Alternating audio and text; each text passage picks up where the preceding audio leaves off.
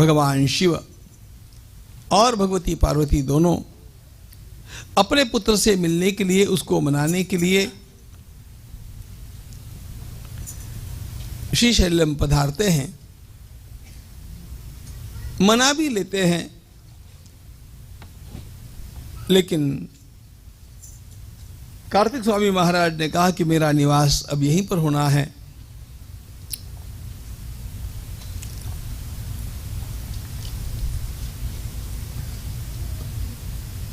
कार्तिक स्वामी के विभिन्न रूपों की पूजा होती है, ध्यान रखना। उनका मुख्य पूजन ब्रह्मचारी रूप में होता है। दक्षिण भारत में पळनी सुब्रमण्यम सबसे प्रसिद्ध स्थान है, पळनी के ब्रह्मचारी सुब्रमण्य। लेकिन ऐसा नहीं कि वे नित्य ब्रह्मचारी रहे। ब्रह्मचर्य आश्रम के पश्चात उनके 2 विवाह हुए, उनका भी गृहस्थाश्रम चला। उसके भी अनेक मंदिर हैं, विभिन्न प्रकार के। ये सब अलग अलग मंदिर है, उपासना के केंद्र है। दक्षिण भारत में सबसे अधिक है।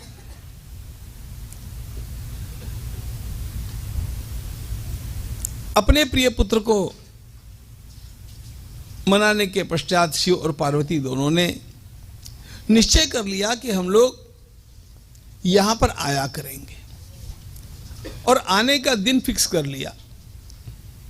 हर पूर्णिमा के दिन पार्वती माता स्कंद से मिलने के लिए वहां पर रहेगी। उसका निवास स्कंद के पास रहेगा पूर्णमासी के दिन, और हर अमावस्या के दिन भगवान महादेव जी महाराज वहां पर रहेंगे। अब वहां पर नित्य निवास करना है, तो भगवान लिंग रूप में विराजमान हो गए। मल्लिकार्जुन भगवान की।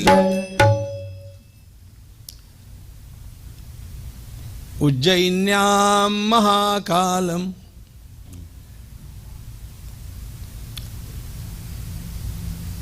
हमारे देश के जो अत्यंत महत्वपूर्ण शहर है, नगर है, उनमें उज्जैनी का विशेष महत्व है। और ये उज्जैनी का महत्व जो है, यह आजकल आप लोग ग्रीनिश टाइम मानते हैं ना। प्राचीन काल में यह काल का निर्धारण उज्जैन से हुआ करता था, और उज्जैन की वेधशाला सबसे बड़ी उस समय भी मानी जाती थी, और आज भी उसके जो अवशेष है वे उसी प्रकार के हैं। काल मापन का मापदंड उज्जैनी है, उज्जैनी का स्थान है। वैसे यह महाराज भोज के द्वारा विकसित नगरी है। वहां पर एक ब्राह्मण देवता का निवास था, उनका नाम है वेदप्रिय। इनके 4 पुत्र हैं, देवप्रिय, प्रियमेधा, सुकृत और सुव्रत। और ये सब के सब भगवान महादेव के अत्यंत एक अनिष्ठ भक्त है, अनन्य भक्त है। और जो भी अनन्य भक्त होगा, वो भक्ति करनी है तो कथा का श्रवण करना, नाम का कीर्तन करना, भगवान के विग्रह की पूजा करना, उनका स्मरण करना, उनकी सेवा में रहना, अपने को उनका मानना, उन्हें अपना मानना, यह नवधा भक्ति के प्रकार है। ये सभी के सभी यानी वेदप्रिय के 4 पुत्र भगवान शिव के प्रति इस प्रकार से समर्पित थे। उनकी भक्ति भावना को देख करके, और बगल में निवास करने वाला दूषण नाम का एक भयंकर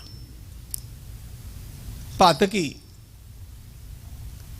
दैत्य, उनको मारने के लिए वहां पर आया।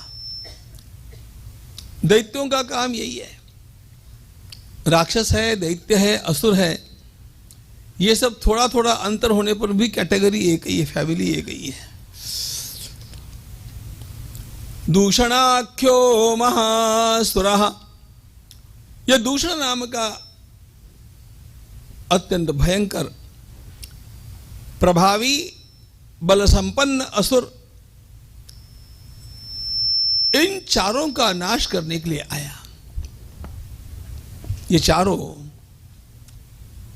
भगवान महादेव की पूजा में मग्न है। समीप आकर के पहुंचने पर भी न इन लोगों को भान रहा, न इन लोगों को कोई डर लगा। ये तो भगवान महादेव जी की आराधना में तल्लीन है। और दूषणासुर ने अपनी सेना के साथ वहां पर धावा बोल दिया इन सब लोगों को कुचलने के लिए। जैसे ही उसका प्रवेश वहां पर जहां इनकी पूजा चली थी उस स्थान में होना है, उसी समय श्री भगवान का प्राकट्य हुआ और भगवान ने प्रकट होकर के उस दूषण को उसकी सेना के साथ समाप्त कर दिया।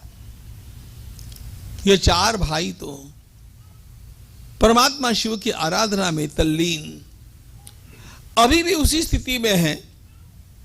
भगवान महादेव दूषण को, उसकी सेना को पूरी तरह कुचलने के पश्चात जब इन चारों भाइयों के द्वारा उनका दिव्य स्तवन होता है, उनके भाव का रक्षण करने के लिए श्री भगवान वहीं पर विराजमान हो जाते हैं लिंग रूप में। महाकालेश्वर भगवान की।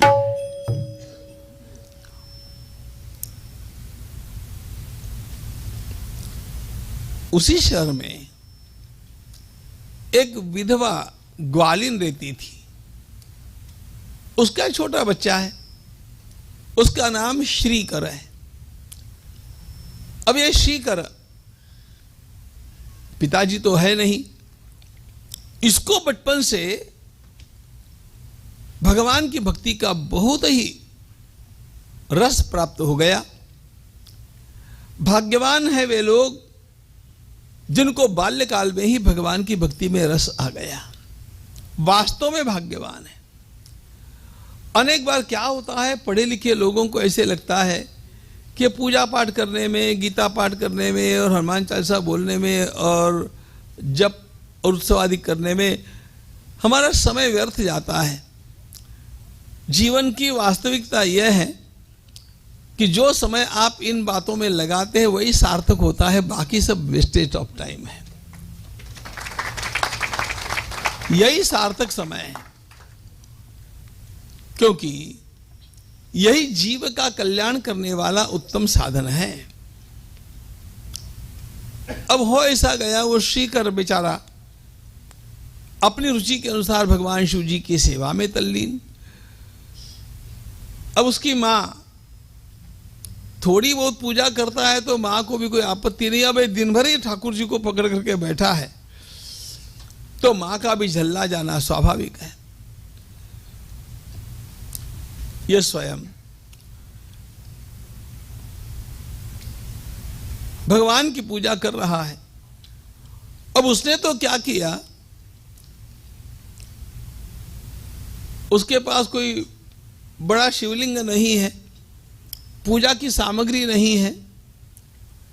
छोटे बच्चे देखो, कुछ कुछ छोटे बच्चे खेल खेल में भी भगवान के खेल खेलते हैं।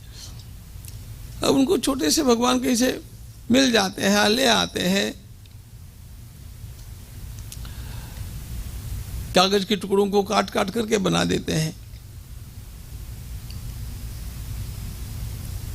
जिन आचार्य उपमन्यु से भगवान श्री कृष्ण ने शिव दीक्षा ली, उन आचार्य उपमन्यु ने भी अपने बाल्यकाल में 8 ईंटों का मंदिर बनाया। 8 ईंटें इधर से रख दी, इधर से रख दी, ऐसे रख दी, बीच में एक शिवलिंग रख दिया, उसी की आराधना।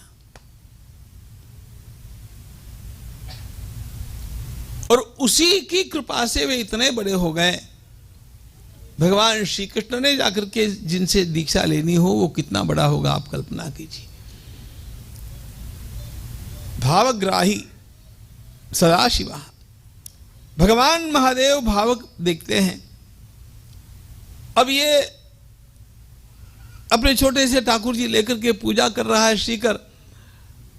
अब झल्लाई हुई मां वहां पर आई और अब एक दिन की बात नहीं है, रोज रोज जब यही करता है और सुनता नहीं है, तो मां को भी जरा उस दिन पता नहीं क्या हो गया, उसने उस सारी पूजा को ही बिखेर दिया, अपनी पूजा बिखेर दी गई। ये देख करके सीकर रोने लग गया। जब वह रो रहा है, उसी समय एक विलक्षण घटना घटी। चंद्रसेन नाम का राजा, उसे भगवान शिव ने एक सुंदर रत्न दिया था। उस रत्न को उससे प्राप्त करने के लिए अनेक अन्य राजाओं ने मिलकर के इसके ऊपर आक्रमण किया, और यह चंद्रसेन राजा भी इतना शिवभक्त है कि वो भगवान शिव की अर्चना के समक्ष किसी बात का विचार नहीं करता है। जैसे ही आक्रमण करने वाले ये सारे लोग आए, इधर सीकर का वह छोटा सा पूजा का साहित्य मां ने बिखेर दिया। चंद्रसेन उस समय भी भगवान शिव जी की आराधना में बैठा है। एकाएक उस सीकर के अत्यंत रुदन का परिणाम और राजा चंद्रसेन की श्रद्धा का परिणाम, जहां पर भगवान महाकालेश्वर का प्राकट्य हुआ था, वहां पर एक अत्यंत विशाल मंदिर का प्राकट्य हो गया। महाकालेश्वर भगवान की। और ऐसा दिव्य प्रकाश सर्वत्र फैल गया। सारे राजाओं के भी ध्यान में आया कि इस राजा को परास्त करने का विचार करना गलत है। उस ग्वालिन माता के भी ध्यान में आया कि मेरा बेटा जो सेवा कर रहा है, जो भगवान की भक्ति कर रहा है, वही जीवन का सर्वोच्च आलंबन है। भगवान महाकालेश्वर की उस मंदिर में दिव्य पूजा उस समय से लेकर के आज तक निरंतर प्रवहमान है। महाकालेश्वर भगवान की।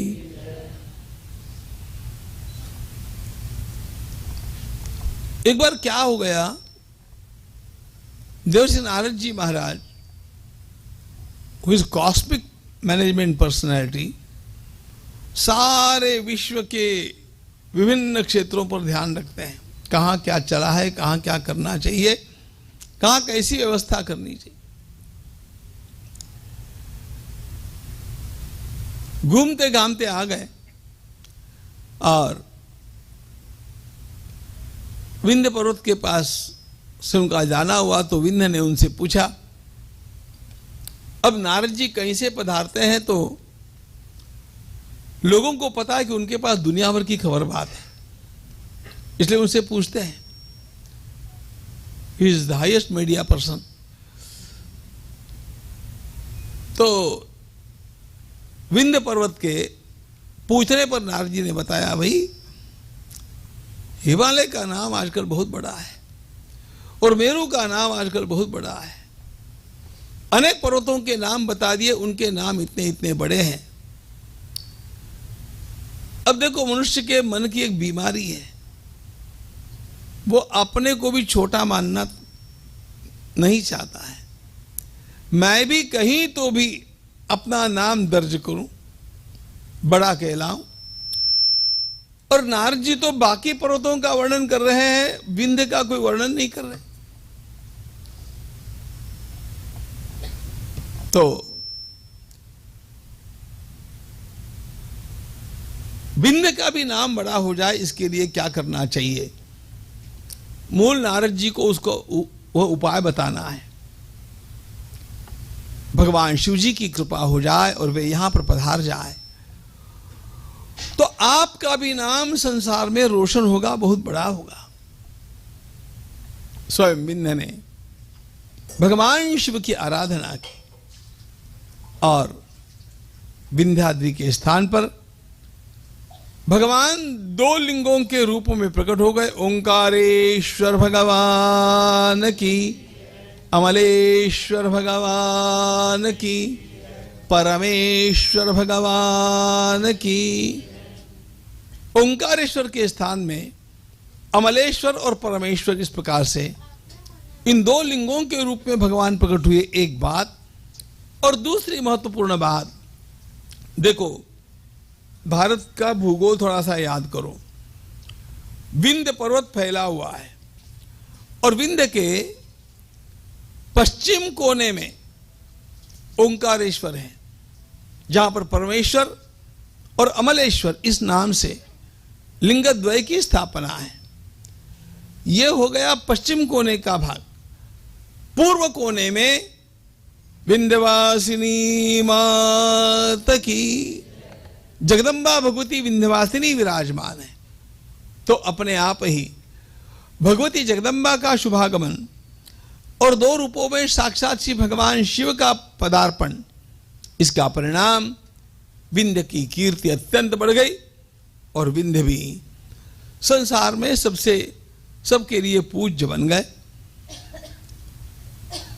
प्रादुर्भूतो महादेवो विंध्य काम प्रपूरकः प्रणवे चैव ओंकार नाम सल्लिंगमुत्तमम् भुक्ति मुक्ति प्रदो लिंग रूप वै भक्तवत्सलः।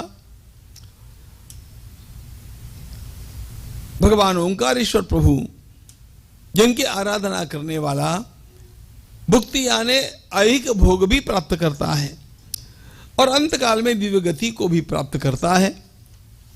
ऐसे ओंकारेश्वर भगवान की